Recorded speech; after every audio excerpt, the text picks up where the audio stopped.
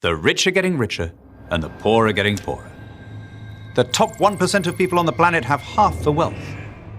Western corporations are plundering developing countries.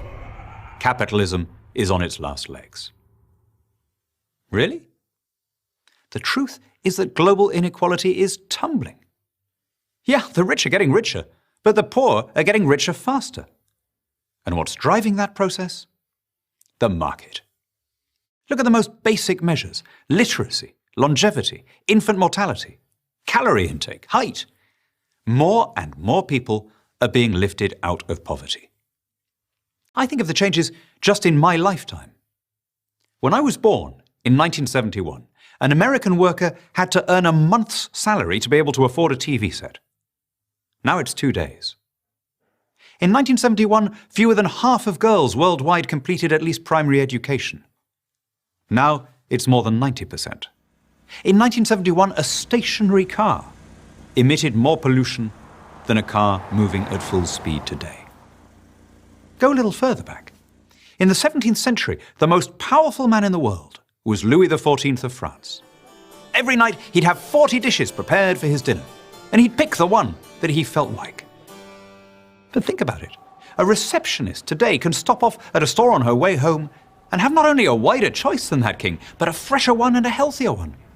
We all live better than Louis XIV.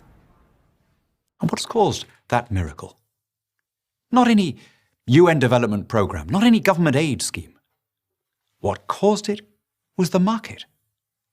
The most rapid falls in poverty are happening in countries that are joining the global trading system.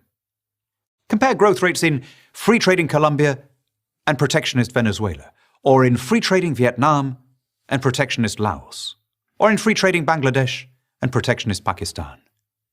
It's the same story every time.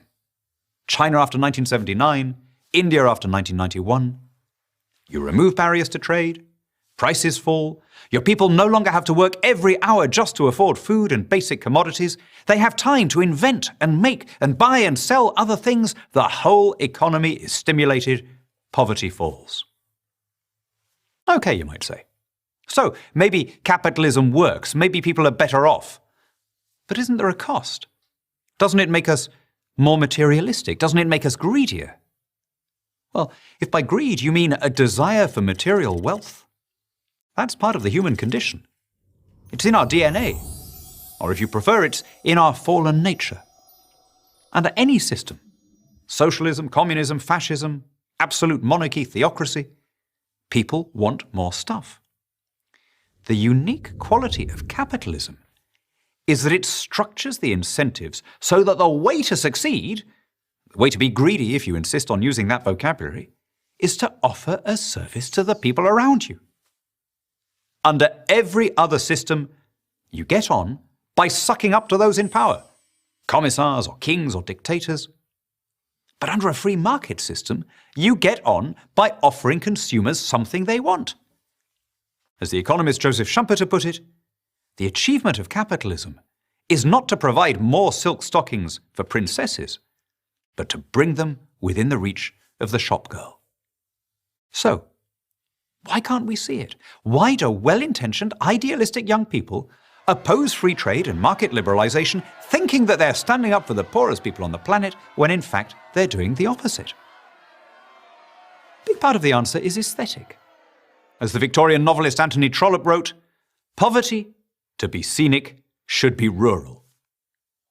I grew up in Lima, Peru, which in those days was surrounded by shanty towns known as Las Barriadas. Western visitors would come and they'd visit Machu Picchu, and then they'd ask in bewilderment why people migrated from the Andes to the slums.